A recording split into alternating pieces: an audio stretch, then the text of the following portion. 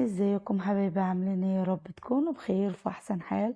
النهارده عملت بسكوت الزبده لوكس. عايزه اقول لكم حاجه جميله قوي، كمان شكل جديد وحاجه جميله قوي هتشرفك قدام ضيوفك.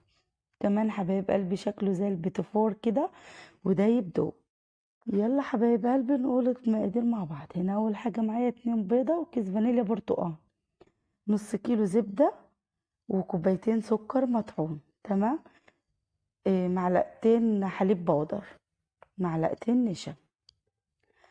تمام. هنحط الاول الزبدة، نص كيلو من الزبدة، عليهم كوبايتين سكر مليانين مطحون ناعم. كوبايتين السكر حبايب قلبي دول يعني لو بالجرام هيبقى 300 جرام. تمام. هنضرب السكر كويس جدا مع الزبدة لحد ما القوام يفتح كده ويبقى كريمي. تمام. ودي حاجة ضرورية في البسكوت بالزبدة. كمان حبايب قلبي جربوا الفانيليا البرتقال دي، هتعجبكم قوي قوي بجد. حلوة قوي في المخبوزات، بتفوح كده اول ما تفتحي علبة البسكوت، تديكي ريحة جميلة قوي قوي بجد.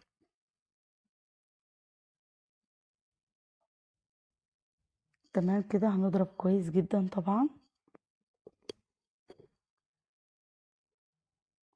طبعا حبايب قلبي البسكوت ده انا عاملاه هو نفس مقادير البسكوت الصعيدي طبعا، بس انا عاملاه بكمية كبيرة.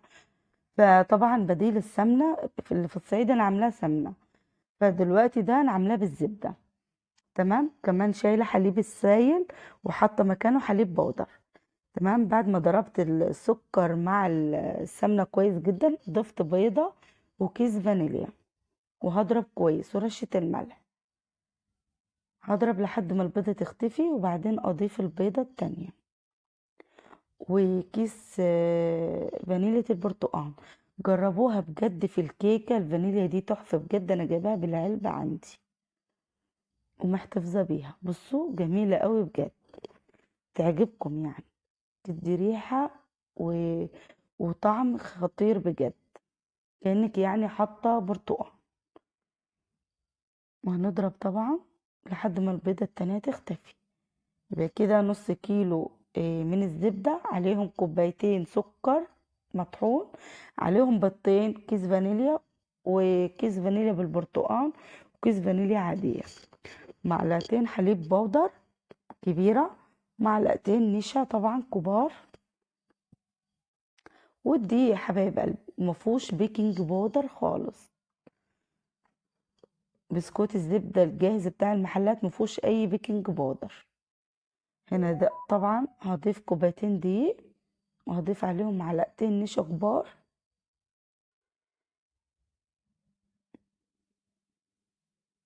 معلقتين برضو عليهم حليب البودر، وده بديل الحليب السائل.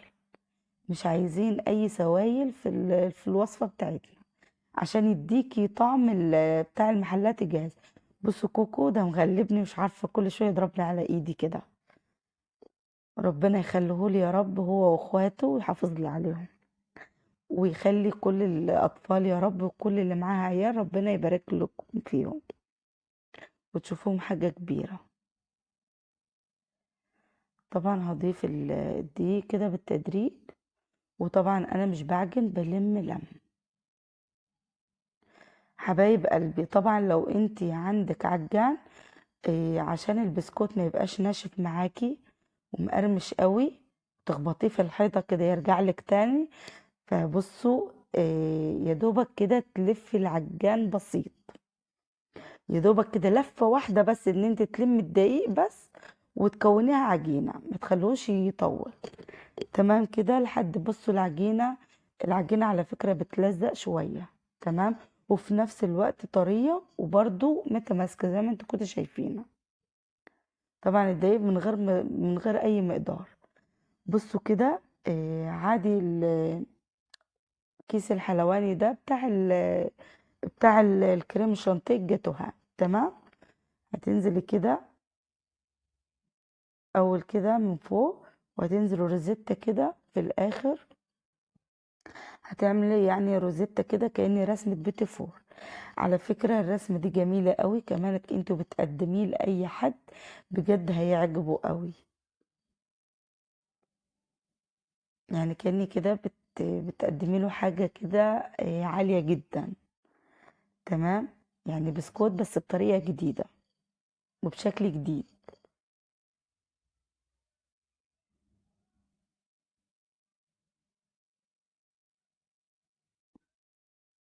يعني بصراحة أنا كده معتبراها من تبع البيت فور.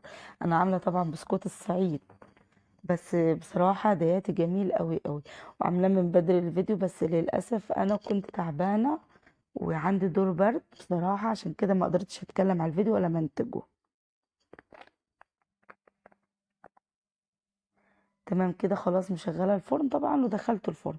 بصوا بقى، تحفة بجد وجميل قوي. بصوا اللون ده محمر قوي. على فكرة أنا بحب اللون المحمر قوي. فانت براحتك، كل واحد ليه ذوق.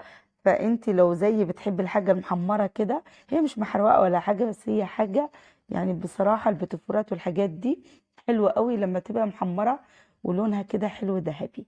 بصوا كمان انا بقسمه وبفروته كده دوبان بجد بجد بجد، وقرمشه وريحه وطعم جميل قوي قوي.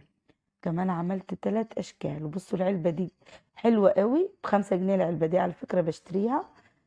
بتحفظي فيها البسكوت والبيتيفورات، كمان يعني مقاسها صغير. بصوا بقى عملت 3 اشكالات. تقدروا تقولوا كده البسكوت ده ولادي مسمينه بسكوت المفتاح. وده كان فيديو النهارده حبايب قلبي، لايك وشير وسبسكرايب تفعيل زر الجرس. كانت معاكم اكلات ام كراس الملكه. ده كان فيديو النهارده طبعا. اولادي